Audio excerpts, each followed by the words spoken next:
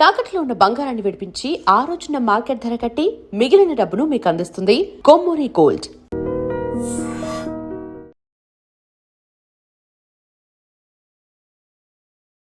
నమస్తే, నేను Kavitha. Welcome to I dream news and నిజాలు. వీర్ సావర్కర్కి భారతరత్న ఇవ్వాల్సిందే. భారతదేశంలో అచ్చే దిన్ అనేది బీజేపీ వల్ల రాలేదు, దాని వెనకాల ఆర్ఎస్ఎస్ ఉంది, అందువల్లే అచ్చే దిన్ వచ్చాయి అంటూ ఆర్ఎస్ఎస్ చీఫ్ మోహన్ భాగవత్ కీలకమైనటువంటి వ్యాఖ్యలు చేశారు. యాక్చువల్గా 100 ఏళ్ళు కంప్లీట్ అయిన తర్వాత చేసినటువంటి ఈ ప్రసంగంలో బాలీవుడ్ ప్రముఖులు ఎందుకంతా ప్రాముఖ్యత వహించారు, వారంతా ఎందుకు అటెండ్ అవ్వాల్సినటువంటి అవసరం వచ్చింది, అందులోనూ ఇప్పటిదాకా ట్రెడిషనల్గా ఉన్నటువంటి ఆర్ఎస్ఎస్ వాలంటీర్లు కాకుండా డిఫరెంట్ ఫీల్డ్స్లో ఉన్న వాళ్ళందరినీ ఎందుకని ఆ సభలకి ఇన్వైట్ చేస్తున్నారు. మనతో పాటుగా ఉన్నారు సీనియర్ జర్నలిస్ట్ సురేష్ కొచ్చతిల్ గారు. సార్ నమస్తే.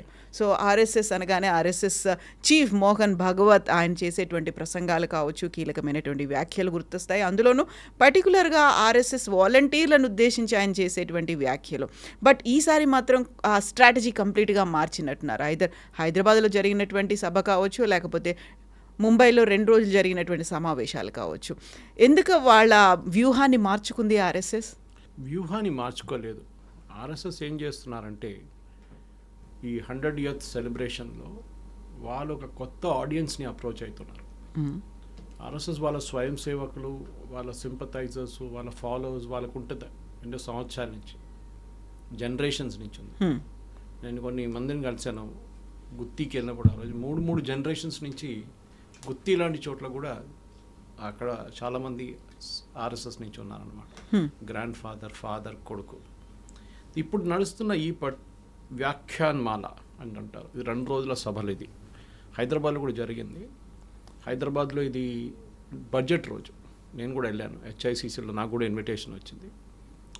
అది దాంట్లో ఆశ్చర్యం నాకేం కనిపించిందంటే దాంట్లో అందరు ప్రొఫెషనల్స్ పిలిచారు. నేను పేరు తీసుకోవాలనుకుంటలేను, కానీ ప్రతి హాస్పిటల్ చీఫ్ అక్కడ వచ్చారు. చాలామంది సీనియర్ డాక్టర్లు వచ్చారు. చార్టర్డ్ అకౌంటెంట్స్ కనిపించారు నాకు.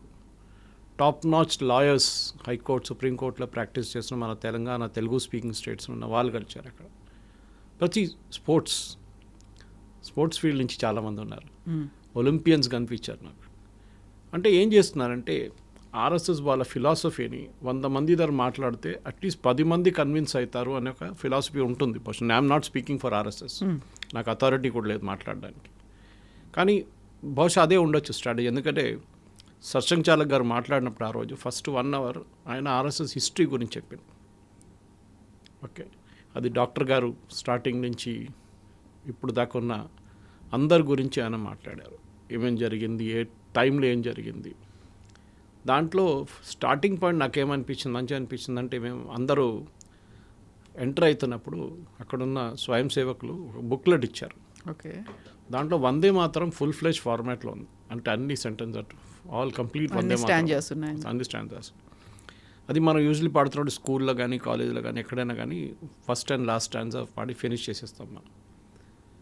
సో అందరు అక్కడ వచ్చిన ఆడియన్స్ కూడా ఫస్ట్ టైం పాసిబుల్ వాళ్ళకి. అలాంటి వాళ్ళు వెళ్ళేటోళ్ళు రెగ్యులర్గా we don't have an issue, నాకు తెలుసు పాట మొత్తం. స్క్రీన్లో కూడా చూపించారు, ఇన్స్ట్రక్షన్స్ ఇచ్చారు. సత్సంగ్ చాలక్ గారు వచ్చే ముందు ఒక్క ఫోటో కూడా తీసుకోకూడదు, ఒక్క వీడియో కూడా ఆ పర్టికులర్ ఈవెంట్ది హాల్ లోపల ఉన్న ఒక్క వీడియో కూడా నేను చూడలేదు, ఒక ఫోటోగ్రాఫ్ కూడా చూడలేదు. యూజువలీ మన వాళ్ళు ఎవరైనా వెళ్తే ఫోటోలు తీస్తారు, వీడియోలు వేస్తారు. నేను అక్కడ వెళ్ళాను, సెల్ఫీలు తీస్తారు. కానీ ఆ రోజు అక్కడ బయట కొంచెం మంది తీసుకున్నారు హెచ్ఐసిసి బయట, కానీ లోపల ఎవరు తీసుకోలేదు. రెండోది చప్పట్లు కొట్టకూడదు, అది ఆర్ఎస్ఎస్ ఫిలాసఫీ. అది ఏ ప్రోగ్రామ్ అయినా కానీ ఏ వ్యక్తి మాట్లాడినా కానీ వాళ్ళు చప్పట్లు కొట్టారు. మూడవది నో స్లోగన్స్, జై శ్రీరామ్, భారత్ మాతాకి జై, నథింగ్. అది వాళ్ళ శాఖలు చెప్పుకుంటారు, కానీ ఇక్కడ లేదు. వెరీ క్లియర్ అన్నమాట. ఆ డిసిప్లిన్ పాటించాల్సిందే. అప్పుడు కూడా కొంతమంది చప్పట్లు కొట్టారు టువర్డ్స్ ఎండింగ్, వాళ్ళకి పాస్వర్డ్ లేట్ వచ్చారు అనుకుంటా వాళ్ళందరూ. కానీ నాకు మంచిగా అనిపించింది ఒకటి, అది ఉండే 1 అవర్ ఆయన మాట్లాడిన తర్వాత సత్సంగ్ చాలక్ గారు అక్కడ హెచ్ఐసిసిలోనే ఇంకో చిన్న రూమ్ ఉంది అక్కడ ఆయన వెళ్ళి కొంతమందిని కలిశారు, కొంచెం రెస్ట్ తీసుకున్నారు. దాని తర్వాత 15-20 నిమిషాలు అందరు టీ బ్రేక్ తర్వాత అందరు రిటర్న్ వచ్చినప్పుడు క్వశ్చన్ ఆన్సర్ సెషన్ ఉండే. ఈ క్వశ్చన్స్ ముందే ఒక లింక్ పంపించి ఇన్వైటీస్కి అందరికీ నాలంటే లింక్ పంపించి అడిగారు, మీకు ఏమైనా ప్రశ్నలు ఉంటే అడగచ్చు. వాళ్ళ ప్రశ్నలన్నీ కంప్లీట్గా కంపైల్ చేసి ఆ క్వశ్చన్స్ సర్సంగ్ చాలక్ గారికి ఇచ్చారు. సో ఆయన అది ఆన్సర్ చేశారన్నమాట. ఏంటి క్వశ్చన్స్, ఒక్కొక్క ప్రశ్నకి చాలా డీటెయిల్గా మాట్లాడారు. ఇన్ఫ్యాక్ట్ లంచ్ టైం ఎక్స్టెండ్ అయింది. లంచ్ టైం 12 బ్రేక్ 12:30కి ఉండే. నేను అక్కడ 1:15 కూడా ఉన్నప్పుడు దాకా వాళ్ళ లంచ్ బ్రేక్ కాలేదు. ఆ రోజు బడ్జెట్ సెషన్ ఉండే అని చెప్పి నాకు చాలా మటుకు న్యూస్ ఛానల్స్కి వెళ్ళాల్సి వచ్చింది. సో లాస్ట్ 15-20 నిమిషాలు బహుశా మిస్ అయిపోయాను నేను అక్కడ. కానీ నాకు మంచిగా ఏమనిపించింది అంటే, సరే హిందూ రాష్ట్రం గురించి మాట్లాడారు, వై హిందూయిజం అని మాట్లాడారు, మిగతా రిలీజన్స్ గురించి మాట్లాడారు, ఇండస్ అని పేరు ఎక్కడి నుంచి ఉందని మాట్లాడారు. చాలా మటుకు ఒక ఆర్ఎస్ఎస్ బిలీఫ్ అండ్ ఫిలాసఫీ తీసుకొచ్చారు బయటికి. నేను చెప్పినట్లు 100 మందిలో 10 మంది కన్విన్స్ అయితే కూడా I think they won their battle. ఎందుకంటే ఒక మిస్ఇన్ఫర్మేషన్ క్యాంపస్ సంఘ్ గురించి ఎప్పుడు ఉంటుంది. అవును, వీళ్ళు ఏంటి హార్డ్ కోర్ హిందుత్వ, హిందూ రాష్ట్రానికి వీళ్ళు ట్రై చేస్తున్నారు భారతదేశం. ఇన్ఫ్యాక్ట్ నిన్న జరిగిన ముంబైలో జరిగిన దాంట్లో కూడా వ్యాఖ్యానాలలో చాలా క్లియర్గా సత్సంగ్ చాలక్ గారు చెప్పారు, మన హిందూ రిలీజన్ అనేది ఎంత బ్రాడ్ మైండెడ్ అనుకోండి, that we accepted a religion like Christianity also, which is more of a machinery religion.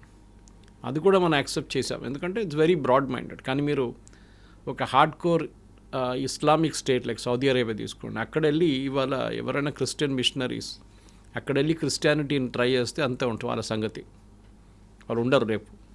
So అట్లాంటి ఒక దేశం కాదు మనది. We are still accepting. సరే అక్కడెక్కడ చిన్న చిన్న ఘటనలు జరుగుతుందని మనకు తెలిసిందే, కానీ సత్సంగ్ చాలక్ గారు అది టచ్ చేయలేదు ఎక్కడ. కానీ I think it's very broad mind. దాని తర్వాత ఈ ఫిలిం స్టార్స్తో ఏదో మీటింగ్ జరిగింది అంటున్నా, that I'm not privy to that knowledge, నాకు తెలియదు ఏం జరిగిందని. కానీ కొంతమంది చెప్పారు, మీరు కూడా అడిగారు నా ద్వారా, బహుశా జరిగి ఉండొచ్చు ఫిలిం స్టార్స్తో. కానీ ముంబైలో జరిగిన ఈవెంట్ వాజ్ మోర్ పబ్లిక్. దాంట్లో ఫిలిం స్టార్స్ చాలామంది అటెండ్ అయ్యారు, కరణ్ జోహర్ కానీ సల్మాన్ ఖాన్ లాంటి వాళ్ళు అటెండ్ అయ్యారు అనమాట. సో ఎస్, అక్కడ కూడా ఒక బ్రాడ్ మైండెడ్ అప్రోచ్ తీసుకురావడానికి reaching out to the other part of the society. ఎందుకంటే హిందూ అనే ఒక మనిషికి సంఘ్ అంటే తెలుసు వాళ్ళకి. అండ్ సంఘ్లో పైకి వచ్చిన వాళ్ళందరూ, సంఘ్లో చాలా సంవత్సరాల నుంచి ఉన్న వాళ్ళు, వాళ్ళకి స్వయం సేవకు తెలుసు సంఘ్ అంటే ఏంటి అనేది. మేమంతా చిన్నప్పుడు కాచిగూడలో ఉంటుండే, ఆ టైంలో పక్కనే కాలేజ్ ఉండే, అక్కడ గ్రౌండ్ ఉండే, శాఖలు నడుస్తుండే అక్కడ. దాని తర్వాతనే బర్కత్పూర్లో కేశవ నిలయం మొదలైంది, కన్స్ట్రక్షన్ మొదలైంది. కానీ ఇప్పుడు కూడా ఆర్ఎస్ఎస్ ఏం చేస్తుందని చాలామందికి తెలియదు. ఆర్ఎస్ఎస్ అని ఒక ఆర్గనైజేషన్ అనుకుంటా కాదు, సేవాభారతి ఉంది దాంట్లో. అది కాకుండా చాలా ప్రజ్ఞాభారతి ఇలాంటి ఆర్గనైజేషన్స్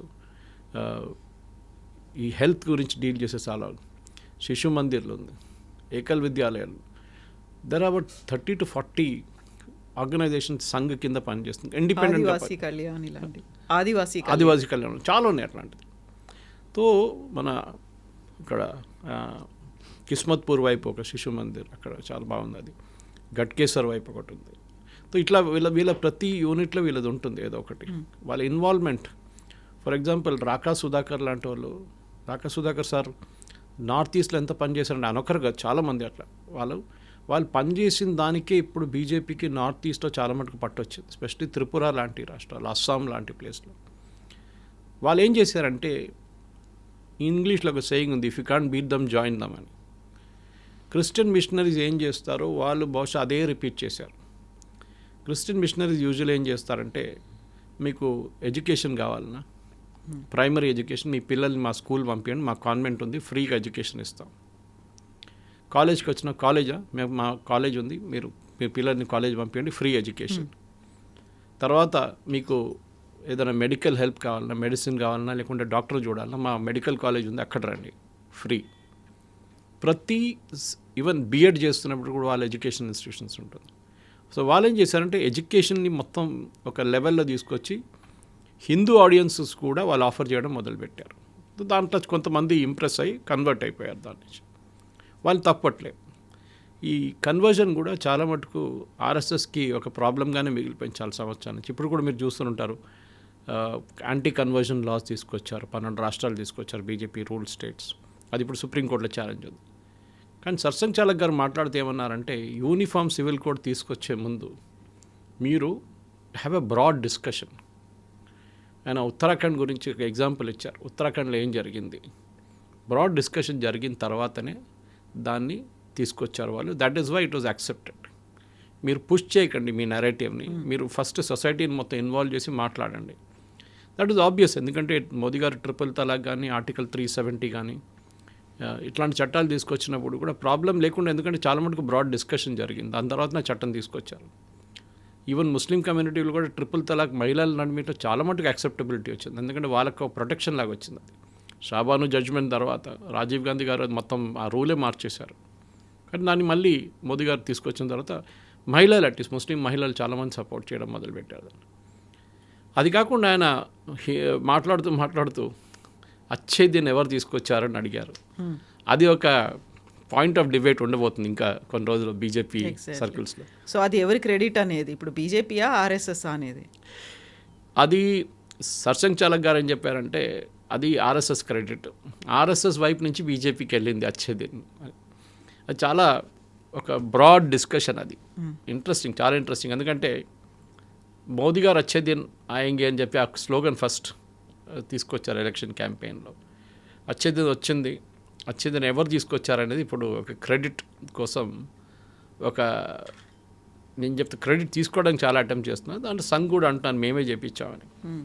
మనం అర్థం చేసుకోవాల్సింది అంటే కవిత గారు, సంఘ్ నుంచి ఆయన చెప్పారు కూడా సత్సంగ్ చాలక్, మా వైపు నుంచి discipline is the most important. అది మీరు ఏ బయటకు వెళ్ళినా కానీ, సంఘది ఏ శాఖకి వెళ్ళినా కానీ టైమింగ్ అంటే టైమింగ్. వాళ్ళు 5 గంటలకు మొదలు పెడతారంటే 5 గంటలకు మొదలు పెడతారు, నాట్ 5:01. ఇది ఒక దసరా మిలన్లో, దసరా టైంలో వాళ్ళ నాగ్పూర్లో పెద్ద ఒక రూట్ మార్చ్ ఉంటుంది. సర్సంఘ్ చాలక్ గారు మాట్లాడతారు, ఒక విఐపి వస్తారు విజయదశమి రోజు. ఆ రోజు జరిగిన ఒక ఫంక్షన్లో 3-4 సంవత్సరాల ముందు జనరల్ వికే సింగ్ని పిలిచారు, రిటైర్డ్. ఆయన అప్పుడు మినిస్టర్గా ఉన్నారు. పిలిస్తే వికే సింగ్ గారు యాజ్ యూజువల్ లైక్ ఏ మినిస్టర్ ఒక 10-15 మినిట్స్ లేట్ వచ్చారు. ఆయన్ని వెనక కూర్చోబెట్టారు, నాట్ ఇన్ ద ఫ్రంట్ రో. ఫ్రంట్ రోలో సీట్ ఉండే ఆయనకి. లేట్ వచ్చారని చెప్పి they made him SIT right at the back. వెనక కూర్చోబెట్టి అక్కడి నుంచి ఆయన మాట్లాడిన కూడా ఇవ్వలేదు. సో ఈ గాట్ ద మెసేజ్. సంఘ్ అనేది ఏదో, ఈవెన్ వాళ్ళు, మీరు బిలీవ్ చేయరు కవిత గారు, వాళ్ళ చప్పుర్లు బయట అరేంజ్ చేస్తారు వాళ్ళు, ఫుట్వేర్ చూడాలి, లైన్లో ఉంటుంది పర్ఫెక్ట్. సి ముస్లిం ఆర్గనైజేషన్ కానీ కొన్ని క్రిస్టియన్స్ ఆర్గనైజేషన్ ఆర్ఎస్ఎస్ని క్రిటిసైజ్ చేస్తారు. సరే, they have a right to criticise, అంటే ప్రాబ్లం లేదు. కానీ ఆర్ఎస్ఎస్ అనే ఒక ఫిలాసఫీని, రాష్ట్రీయ స్వయం సేవ, వీళ్ళు ఇండిపెండెన్స్ మూమెంట్లో వీళ్ళు పార్టిసిపేట్ చేయలేదే. ఒక కల్చరల్ ఆర్గనైజేషన్ ఉండే ఆర్ఎస్ఎస్ అరుణ ఆసఫ్ అలీ అంటే వాళ్ళని ప్రొటెక్షన్ ఇచ్చారు ఇండిపెండెన్స్ టైంలో, ప్రీ ఇండిపెండెన్స్ మూమెంట్లో. అదంతా మర్చిపోతున్నారు. ఆర్ఎస్ఎస్ పొలిటికల్ ఆర్గనైజేషన్ కాదు. అక్కడ civil disobedience movement, RSS national ఫ్లాగ్ని, పతాకాన్ని ఎగురవేయట్లేదు. ఎగ్జాక్ట్లీ 1990s వరకు కూడా నాగపూర్ కేంద్ర కార్యాలయంలో అన్లెస్ అంటిల్ సుప్రీంకోర్టు ఇచ్చినటువంటి ఆర్డర్స్ని బేస్ చేసుకుని అప్పటిదాకా మాత్రమే, అంతకుముందు అంతా కాషాయ ధ్వజాన్ని ఎగరేసుకున్నారు, వాళ్ళకంటూ ఒక జెండా ఉంది కాబట్టి. నవీన్ జిందల్ గారు వేసిన ఒక పెటిషన్ ఉండేది.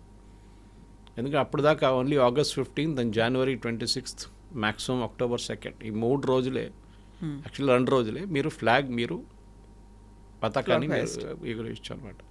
దాన్ని రూల్ మార్చారు. సుప్రీంకోర్టు జడ్జ్మెంట్ వచ్చిన తర్వాత ప్రతి మనిషి వాళ్ళ ఇంట్లో రోజు కూడా ఫ్లాగ్ కోడ్ ఫాలో చేయాలంతే. ఫ్లాగ్ కోడ్ అంటే ఏం లేదు, సాయంత్రం కాగానే ఫ్లాగ్ని యాక్చువల్లీ కిందికి దింపాలి 6:30, as sunset happens, before sunset దాని కిందికి తీసుకురావాలి. నెక్స్ట్ డే మార్నింగ్ మళ్ళీ, దానికి చాలా రూల్స్ ఉన్నాయి. చినిగిపోయిన ఫ్లాగ్ ఇది పతాకం వేయకూడదు, చాలా మటుకు రూల్స్ ఉన్నాయి దాన్ని, అదని ఫాలో చేయాల్సింది. కానీ ఆర్ఎస్ఎస్ చీఫ్ ఏమంటున్నా, ఆ టైంలో కూడా ఆర్గ్యుమెంట్ ఇదే వచ్చింది, వీళ్ళు పార్టిసిపేట్ చేయలేదు, వీళ్ళు ఫ్రీడమ్ మూమెంట్లో పార్టిసిపేట్ చేయలేదు, వీళ్ళందరూ ఎస్కేపిస్టులు అని చెప్పేసి. అది తప్పు. శ్యామాప్రసాద్ ముఖర్జీ ఎక్కడి నుంచి వచ్చారండి? You the part of Nehru cabinet. వీళ్ళందరూ రైట్ వింగే, that is no doubt about. Jansangh founders వాళ్ళందరూ. కానీ ముందు నెహ్రూ క్యాబినెట్లో ఉండే కదా శ్యామాప్రసాద్ ముఖర్జీ గారు. ఆయన దాని తర్వాతనే మనకు తెలుసు he had a very unfortunate death in Kashmir. అట్లా చాలా మటుకు సంఘ్ది బిల్డప్ ఓవర్ ద ఇయర్స్ చాలా ఫ్యాసినేటింగ్. ఎందుకంటే మనం రతన్ శారదా గారు రాసిన పుస్తకాలు కొన్ని ఉన్నాయి, దాంట్లో కూడా మనకు చాలా మటుకు డీటెయిల్స్ వస్తుంది, ఏం చేశారు సంఘ్, ఎప్పుడు చేశారు, ఎందుకు చేశారు అనేది. సో వాళ్ళ ఫిలాసఫీ వాళ్ళకు ఉంది. కానీ ఇప్పుడు సర్సంఘ్ చాలక్ గారు ఏం చేస్తున్నారంటే ఒక బ్రాడ్ మైండెడ్ అప్రోచ్ తీసుకొస్తున్నారు. సంఘ్ అనేది క్లోజ్ డోర్ ఆర్గనైజేషన్ కాదు, మేము వీఆర్ ఓపెన్ టు స్క్రూటినీ, మీరు మా ఫిలాసఫీ ఇదే అని మేము ఎక్స్ప్లెయిన్ చేస్తున్నాం, మీకు నచ్చితే మీరు మా సంఘ్ బయటకి రావచ్చు, శాఖలకి రావాలని చెప్పట్లేదు, మీరు బయటకు రావచ్చు. బయటకు వచ్చి బయటకులో చాలామంది రెగ్యులర్గా ఉంటుంది. మా ఏరియాలో అల్వాల్లో రెగ్యులర్గా అక్కడ 2 శాఖలు ఉన్నాయి అక్కడ మన దగ్గర, కానీ అక్కడ రెగ్యులర్గా నడుస్తూనే ఉంటుంది, బయటక్స్ ఉంటుంది అన్నమాట. ఇట్లాంటి పరిస్థితులు ఈ బయటక్స్ అంతా నడుస్తున్నప్పుడు చాలా మటుకు విఐపీస్ని పిలుస్తారు, పెద్ద పెద్ద స్పీకర్స్ని పిలుస్తారు, ఒక వాల్యూ అడిషన్ ఉంటుంది. నేను చూసాను చాలామంది కాలేజ్ యంగ్స్టర్స్ కూడా ఇట్లాంటి మీట్స్కి వస్తారు. ఇప్పుడు మనం భజన్ క్లబ్బింగ్ అని విన్నాం మనం. ఎగ్జాక్ట్లీ మన్ కీ బాత్లో ప్రధానమంత్రి కూడా మాట్లాడారు దాని గురించి. ఎందుకంటే సడన్గా పబ్కి వెళ్ళి తాగి కొట్లాడి అక్కడ లౌడ్ మ్యూజిక్ వెళ్ళొద్దని చెప్పట్లేదు. Even when I was young మేము కూడా వెళ్తుండే, అది ప్రాబ్లం లేదు. యంగ్ అంటే మేము వర్కింగ్ ప్రొఫెషనల్గా కూడా వెళ్తుండే ఎర్లీ డేస్లో 80s 90sలో అంతా. కానీ దాని ఫ్యాషన్ పోతుంది కొన్ని రోజుల తర్వాత. సో ఒక ఇస్కాన్లో నడుస్తున్న ఒక హిందూ రివైవలిజం కానీ సద్గురు జగ్గి వాసుదేవ్, శ్రీ రవిశంకర్ ఇట్లాంటి వాళ్ళు తీసుకొస్తున్న ఒక యంగ్స్టర్స్ని తీసుకొస్తున్న కాన్సెప్ట్ కూడా సర్సంఘ్ చాలక్ గారు ట్రై చేస్తున్నారు. దానికోసం ఆ రోజు అక్కడ కలిసిన ప్రొఫెషనల్స్ చాలామంది, నేను ఇవాళ దాకా ఆర్ఎస్ఎస్ ఫంక్షన్లు ఎప్పుడు చూడలేదు, వాళ్ళని ఫస్ట్ టైం కనిపించారు. సో ఆర్ఎస్ఎస్ ఫౌండింగ్ ఎట్లా వచ్చింది, వాళ్ళు ఎందుకు ముందుకు వచ్చారు, వాళ్ళు ఏమేమి చేశారు అన్నీ మొత్తం డీటెయిల్ అవుట్ చేశారు. బహుశా అదే ప్రతి సిటీలో వాళ్ళు చేస్తున్నారు ఇప్పుడు. అయితే ఇప్పుడు మిగతా డిఫరెంట్ ఫీల్డ్స్లో ఉన్న వాళ్ళు ఎమినెంట్ పర్సనాలిటీస్ అక్కడ అటెండ్ అవుతే ఓకే, బట్ బాలీవుడ్ ప్రముఖుల్ని కూడా పిలిచారు అంటే బాలీవుడ్ని సాఫ్రనైజ్ చేయాలనేటువంటి ప్రయత్నం ఆర్ఎస్ఎస్ చేస్తోంది. అందుకే వాళ్ళందరినీ ఇన్వైట్ చేశారు. ఇప్పటిదాకా వాళ్ళు ఇన్విటేషన్ రాలేదు, వాళ్ళు ఎవరు పార్టిసిపేట్ చేయలేదు అనేది గుప్పిట్లో పెట్టుకునే ప్రయత్నం చేస్తోందా? ఇట్లాంటి బయటకుల ముందు జరగలేదు. మీరు చూస్తే అక్కడెక్కడ ఉండొచ్చు, కానీ ఇట్లాంటి బ్రాడ్, ఎందుకంటే 100 years అనగానే ఒక ల్యాండ్ మార్క్ సంఖ్య.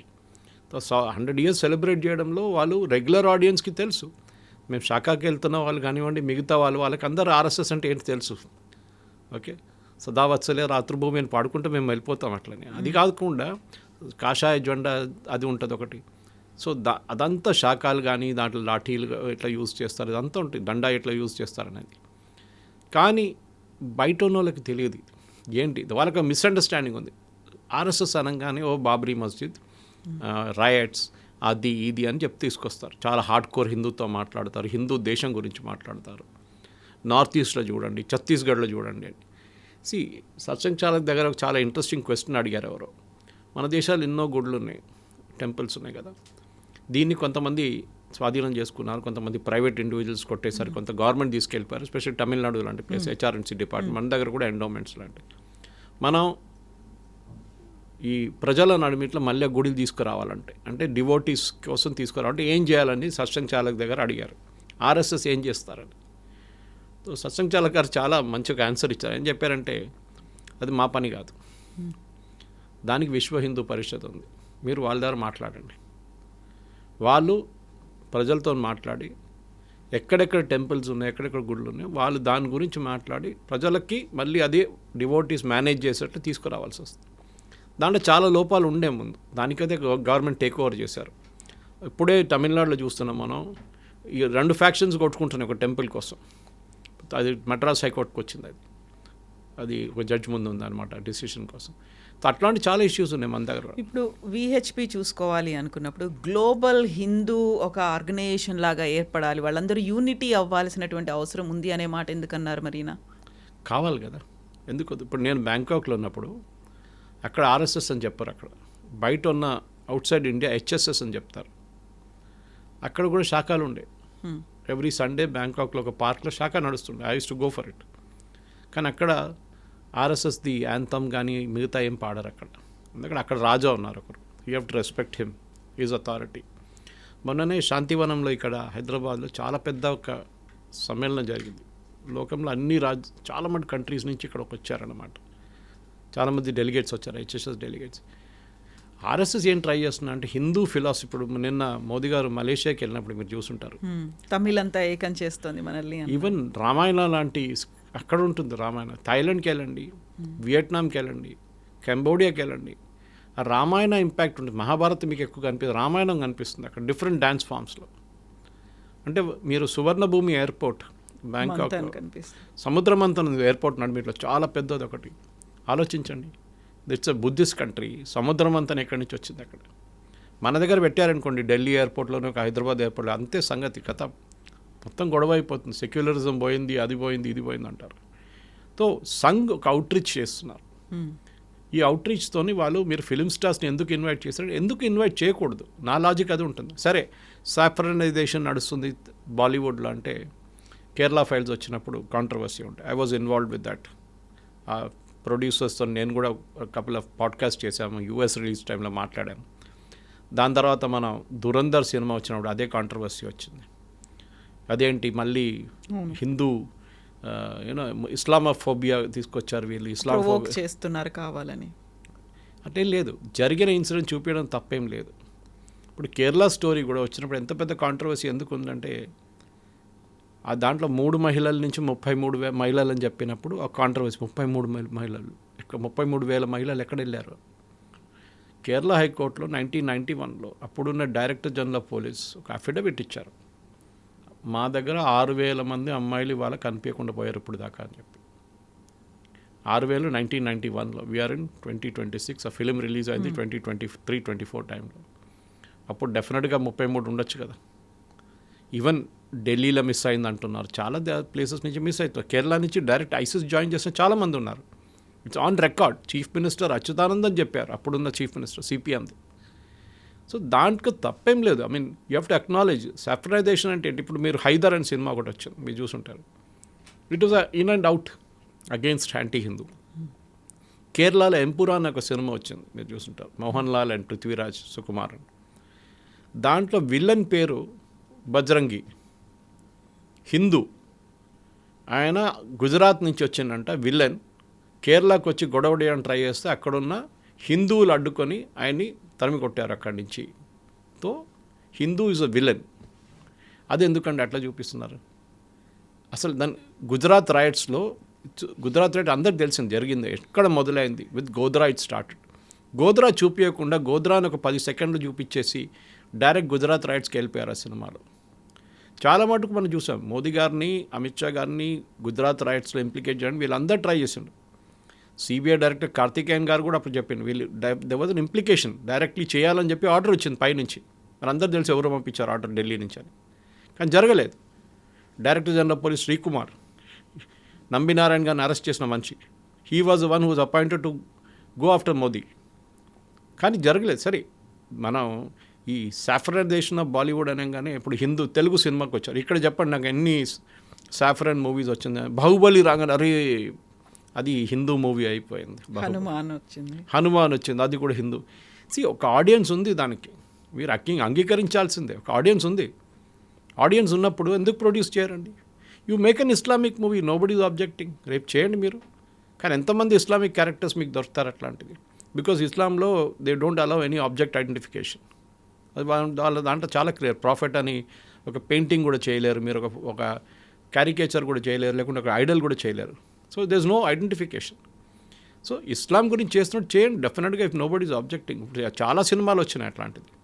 వేర్ ఏం చెప్తారు, ఒక బాలీవుడ్ ఇప్పుడు షారూఖ్ ఖాన్ సినిమాలు తీసుకోండి, దురంధర్ కన్నా ముందు వచ్చిన సినిమాలు కొన్ని ఉన్నాయి, టైగర్ షాప్ చేసిన సినిమాలు కొన్ని వచ్చినాయి. అన్నిట్లో చూడండి villain will always be a Hindu. ఎందుకంటే అట్లా, లేకుంటే ఇండియన్ ఏజెంట్, ఇండియన్ రా ఏజెంట్ ఒక విలన్గా తయారై పాకిస్తాన్ ఐఎస్ఐ ఏజెంట్, ఇండియాలో ఉన్న ఇంకొక ఏజెంట్ కలిసి ఈ ఇండియన్ రా ఏజెంట్ని మొత్తం ఫినిష్ చేసేస్తారు. Why can't it be Pakistani ISI agent అండి? ఇది మనం అడగాల్సిందే. ఒక అబ్జెక్టిఫికేషన్ నడుస్తుంది అన్నమాట. సో సంఘ్ని కరెక్షన్, సంఘ్ పర్సెప్షన్ కరెక్ట్ చేయడానికి సర్సంఘ్ చాలక్ గారు చాలా సిటీస్కి వెళ్ళినప్పుడు స్పోర్ట్స్ పర్సనాలిటీస్ని కలవచ్చు, ఫిలిం పర్సనాలిటీస్. ఫిలిం వాళ్ళకి ఒకటి ఉంటుంది, కవిత గారు, వాళ్ళు ఇన్ఫ్లుయెన్స్ చేసే ఒక ఆడియన్స్ ఉంటుంది ఎప్పుడు. ఓకే, ఒక చిరంజీవి గారు కానీ ఇప్పుడు తెలుగు ఫిలిం ఇండస్ట్రీలో, or Mohan Lal or Mammootty Malayalam film industry, or anybody for that matter in Tamil film industry, వాళ్ళు ఇన్ఫ్లుయెన్స్, రజనీకాంత్ లాంటి వాళ్ళు వేరే ఇన్ఫ్లుయెన్స్ చేసి చాలా ఉంటుంది. అండ్ డెఫినెట్లీ వాళ్ళు ఆ రోల్ ప్లే చేసినప్పుడు దాన్ని రియల్ లైఫ్ కూడా కొంతమంది తీసుకుంటారు. సో బాహుబలి వచ్చినప్పుడు కూడా అడిగారు, ఇది అంటే ఏంటి, ఇది ఎందుకు చూపిస్తారు ఇట్లా, why so much of Hinduism in that? లేదు, అక్కడేం లేదు అట్లాంటిది. అట్లాంటివి చూస్తే చాలా సినిమాలు వచ్చి ఉంటుంది. భోజ్పురిలో చూడండి ఎన్నో సినిమాలు వస్తాయి అట్లాంటివి. But we never see that Bhojpuri films అని. జోధా అక్బర్ వచ్చినప్పుడు ఎవరన్నా అడిగారండి why Jodha Akbar? Akbar real picture అప్పుడైతే ఫోటోగ్రఫీ లేదనుకోండి ఆ టైంలో, కానీ అక్బర్ అట్లా లేడు, హ్యాండ్సమ్గా లేడు అసలు. ఇవి ద డార్క్ గై, ఒక లింప్ ఉండే ఆయన కాల్లో నడుస్తున్నప్పుడు. కానీ మనకు చూపిస్తుంది ఏంటి, హృతిక్ రోషన్ చూడండి how beautiful he was. Akbar ఏం చేశాడని చెప్పట్లేదు, 33,000 మహిళలు పిల్లలు జోహార్ చేసుకున్నారు రాజస్థాన్లో when the heard Akbar is coming. 33,000 doctor owe me రాసిన బుక్ ఉన్నాయి, చూడొచ్చు. దాంట్లో చాలా డీటెయిల్గా రాశారు ఎక్కడ జరిగింది, ఏం జరిగింది, ఎంతమంది జోహార్ చేసుకున్నారు. బికాస్ ఆయన వస్తే అంతే సంగతి అని తెలిసిపోయింది వాళ్ళకి. కానీ అప్పుడు కూడా మన హిస్టరీ బుక్స్లో ఏం చెప్తారు, అక్బర్ ద గ్రేట్. నేను చెప్తా ఫస్ట్ కరెక్షన్ చేయాల్సింది అక్కడ హిస్టరీ బుక్స్లో. ఫిలిం స్టార్స్ని పిలవడము, డాక్టర్స్ని కలవడము, చార్టర్డ్ అకౌంటెంట్స్ని కలవడం, మిగతా వాళ్ళని కలవడం, ఇట్స్ ఓకే. అది వాళ్ళ ఫిలాసఫీ వాళ్ళు ప్రొపగేట్ చేస్తున్నారు, దాంట్లో తప్పేం లేదు. ఇప్పుడు మన దగ్గర దియోబంద్ ఉంది యూపీలో. దియోబంద్ ఫిలాసఫీ మీకు ఐసిస్లో కూడా కనిపిస్తుంది. ఓకే, మీకు పాకిస్తాన్లో బాలాకోట్ మనం స్ట్రైక్ చేసాం చూడండి, that is based on Deoband philosophy. మొన్న ఇరాన్ నుంచి వాళ్ళ లీడర్ వచ్చినప్పుడు మీరు చూసుంటారు, ఈ వెంట్ టు దియోబంద్. ఎందుకంటే వాళ్ళకి ఒక సెమినరీ అది. వాళ్ళ ఫిలాసఫీ, వాళ్ళ స్ట్రాటజీ, వాళ్ళ ఏం చెప్తారు, వాళ్ళ టీచింగ్స్ అంతా మనం బిలీవ్ చేయక్కర్లేదు, కానీ there is a system there. అక్కడ ఇప్పుడు మన ఫిలాసఫీ వీటి గురించి మాట్లాడుకున్నప్పుడు ప్రతిసారి వీర్ సావర్కర్ వస్తారు. వీర్ సావర్కర్కి భారతరత్న ఇవ్వాలి అనేటువంటి ఒక డిమాండ్ గతంలో కొంచెం ఆలోచనలు ఉండేవి. మహారాష్ట్రలో దాన్ని మేనిఫెస్టోలో కూడా పెట్టుకున్నారు. బట్ ఆర్ఎస్ఎస్ చీఫ్ దగ్గర నుంచి రావడం ఆ మాట అంటే చాలా వరకు అక్కడే డిఫరెంట్ ఒపీనియన్ అనేది కనిపిస్తోంది కదా. తప్పేముందండి, ఎంతమంది వీర్ సావర్కర్ గురించి చదివారు చెప్పండి. కాంగ్రెస్ వాళ్ళు చెప్పుకుంటే ఎప్పుడు ఏం పోతారు, వీర్ సావర్కర్ గారు అపాలజీ లెటర్ రాశారు బ్రిటిష్ పట్టుకుంటే వదిలేశారు, అట్లేం జరగలేదు. ఇన్ఫ్యాక్ట్ ఆ టైంలో ఆ లెటర్ రాయమని చెప్పిన మనిషి మోహన్ దాస్ కరమ్చంద్ గాంధీ. చాలామంది లెటర్ రాశారు బ్రిటిష్ వాళ్ళు. బికాస్ గాంధీ ఏం చెప్పారంటే, సవర్కర్ బయట ఉంటే బాగుంటుంది, సవర్కర్ జైల్లో ఉండకూడదు. నాకు చెప్పండి కవిత గారు, ఛాలెంజ్ చేస్తాను నేను, ఒక్క కాంగ్రెస్ లీడర్, ఆ టైంలో ఉన్న కాంగ్రెస్ లీడర్ ఒక్కరైనా 10 సంవత్సరాలు సవర్కర్ అండమాన్స్లో కాలాపానీలో సఫర్ చేసిన టార్చర్ 10 సంవత్సరాలు అక్కర్లేదండి, 2 సంవత్సరాలు ఎవరైనా చేశారు? నెహ్రూ 5-స్టార్ అకామిడేషన్ ఉన్నారు అల్మారాలో, గాంధీని ఆగాఖాన్ హౌస్లో పెట్టారు. వీరెవరైనా జైలుకి వెళ్ళారా? హార్డ్ కోర్ అది. కాలాపానీ అనగానే మనకు తెలుసు అక్కడ ఏమేమి జరుగుతుందని. అంతా డాక్టర్ విక్రమ్ సంపత్ బుక్ ఉంది, రీసెర్చ్ చేసిన, చాలా బాగా రాశారు ఆయన. You should read it. అప్పుడే మీరే అంటారు, అరే భారతరత్న ఫస్ట్ ఇవ్వాల్సింది వీర్ సావర్కర్ గారికి. అంత కష్టపడ్డారు ఆయన. గాంధీని చంపినటువంటి వీర్ సావర్కర్ బిలాంగ్స్ టు ఆర్ఎస్ఎస్ వాడు అయినందువల్లే. గాంధీని వీర్ సావర్కర్ చంపలేదు, ఇట్ వాజ్ నాథురామ్ గోడ్సే. వీర్ సావర్కర్ కూడా ఆర్ఎస్ఎస్ వాడు అందువల్లే కాదు. వీర్ సావర్కర్ వాజ్ చాలా డిఫరెన్స్ ఆఫ్ ఒపీనియన్ ఉండే ఆర్ఎస్ఎస్తో. ఆయన హిందూ మహాసభ ఫౌండర్ ఉండే, మేజర్ డిఫరెన్స్. లండన్కి వెళ్ళినప్పుడు కూడా, లండన్లో ఇండియా హౌస్లో అక్కడున్న మేడం కామా కానీ, ఆమె ప్యారిస్కి వెళ్ళిన తర్వాత అక్కడున్న మిగతా ఫ్రీడమ్ ఫైటర్స్తో ఆయన కలిసి ఆ టైంలో చేసిన రెబెలియన్కి ఆయన అరెస్ట్ చేశారు. అప్పుడు మీకు గుర్తుంటుంది, భారతదేశానికి తుపాకీలు పంపించారు పుస్తకం లోపల పెట్టి. చాలా పెద్ద స్టోరీ అది, చెప్పుకుంటూ పోతే అది కంప్లీట్ ఎపిసోడ్ చేయాల్సి వస్తుంది దాని మీద. దాని మీదే సవర్కర్ గారు ప్యారిస్కి వెళ్ళిన తర్వాత కూడా మేడం కామే చెప్పారు, don't go back to London, మిమ్మల్ని అరెస్ట్ చేస్తారు బ్రిటిష్ వాళ్ళు, చేయనియండి అని చెప్పేసి వచ్చేసారు. ఇది కూడా ఎస్కేప్ను, ప్యారిస్లోనే ఉండొచ్చు ఆయన, ఏం కాకపోతుండే ఆయనకి. వచ్చారు తిరిగి లండన్కి వచ్చి ఆయన బ్రిటిష్ ఆఫీసర్స్ వాళ్ళని అరెస్ట్ చేశారు, కాన్స్పిరసీ కేసు అని చెప్పి, ఎక్కడో ఎవరో బాంబు వేశారు అది ఇదని చెప్పేసి. ఇదంతా నడుస్తుంది. ఐ మీన్ ఆ టైంలో జరిగిన వీర్ సావర్కర్ని ఈవెన్ గాంధీ అసాసినేషన్ ఇంప్లికేట్ చేయడానికి ట్రై చేశారు నెహ్రూ. కోర్టు ఆయన్ని రిలీజ్ చేశారు. అప్పుడు గోడ్సే చేశారు, ఎస్, గోడ్సే అని కూడా ఆర్ఎస్ఎస్ మంచి అని చెప్పారు. Godse was never RSS sympathiser, ఉండే ఒక టైంలో, కానీ దాని తర్వాత ఆయన బయటకు వచ్చేసిండు. ఇప్పుడు అట్లాంటి చాలామంది ఉన్నారు. ముస్లిం లీగ్ ఉన్న, ఇండియన్ యూనియన్ ముస్లిం లీగ్ ఉంది ఇప్పుడు కూడా కేరళలో, జిన్నా పార్టీ అది. ఇప్పుడు జిన్నా చేసిన అత్యాచారాన్ని ఇప్పుడున్న ఐఎంఎల్ కేరళ వాళ్ళని పట్టుకోవచ్చా చెప్పండి? జమైతే ఇస్లాం ఉంది మన దగ్గర, హార్డ్ కోర్ ఇస్లామిక్ వాళ్ళు ఇప్పుడు కూడా అంటున్నారు మాకు ఇండియాలో ఇస్లామిక్ నేషన్ కావాల్సిందే. ఇప్పుడు కేరళలో ఈ ఎలక్షన్కి టైప్ పెట్టుకున్నారు కాంగ్రెస్ వాళ్ళు, అక్కడ అసెంబ్లీ ఎలక్షన్. అప్పుడేమంటారండి? సో వీర్ సావర్కర్ హిస్టరీ చదవమని చెప్పండి first. I beg to remain your obedient servant అని లెటర్లో రాసేది మహాత్మా గాంధీ కూడా రాశారు. It was a usage at that time. Thanking you, your sincerely అని మనం రాస్తాం చూడండి, I beg to remain your obedient servant. Even Ratnagiri release చేసి రత్నగిరికి పంపించిన తర్వాత కూడా ఆయన హౌస్ అరెస్ట్లో పెట్టారు బ్రిటిష్ వాళ్ళు, బయటికి రానియలేదు. అంత భయపడుతుండే. ఆలోచించండి. ఎప్పుడు చెప్తాం కదా భారతదేశానికి స్వాతంత్రం తీసుకొచ్చింది మహాత్మా గాంధీ, నెహ్రూ అని కాదు. It was Netaji Subhash Chandrabose. Clement Attlee చాలా క్లియర్గా చెప్పారు, వీళ్ళు ఎవరు కాదు, మేము ఆయన్ని భయపడి ఫ్రీడమ్ మేము సంతకం పెట్టాను నేనని చెప్పారు. You were the prime minister that time. So హిస్టరీని కరెక్ట్ చేయాలి. వీర్ సావర్కర్ అనగానే రాహుల్ గాంధీకి పెద్ద ప్రాబ్లం. ఆయన మీద కేసు వేశారు, అపాలజైజ్ చేశాడు. ఈ శరద్ పవార్ చెప్పారు సోనియా గాంధీకి, రాహుల్ గాంధీ గారు నోరు దొరవద్దని చెప్పండి సావర్కర్ గురించి, we are getting impacted in Maharashtra ఒక్కరే కాదు. If you read his life teaching, అది మన టెక్స్ట్ బుక్స్లో ఉండాల్సింది. అది ప్రతి టెక్స్ట్ బుక్లో ఉండాలి, ఒక చాప్టర్ ఉండాలి వీర్ సావర్కర్ గురించి. ఇది కైండ్ మీరు you may have a difference opinion with this tactics, కానీ ఆ రోజు ఆయన కష్టపడింది భారతదేశాని కోసం, కాలాపానీలు వెళ్ళి ఆ 10 సంవత్సరాలు కష్టపడింది. It has to be a part of our history books. అది చేయట్లేదు.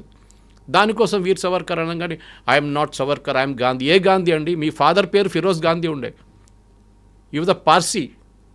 మీరేమో ఆ గాంధీ పేరు హైజాక్ చేసుకున్నారు. మీరు ఆయన పాపం ఆయన్ని ఇంటి నుంచి తరిమి కొట్టారు వీళ్ళు, నెహ్రూ ఫ్యామిలీ. ఆయన గ్రేవ్ ఏమో అలహాబాద్లో పడి ఉంది, ఢిల్లీలో పెద్ద సమాధి లేదు ఆయనకి. ఇది మనం అడగాల్సి. Savarkar is a very colourful character. చాలా కష్టపడ్డారు. 10 సంవత్సరాలు ఆయన బ్రదర్ ఇద్దరు.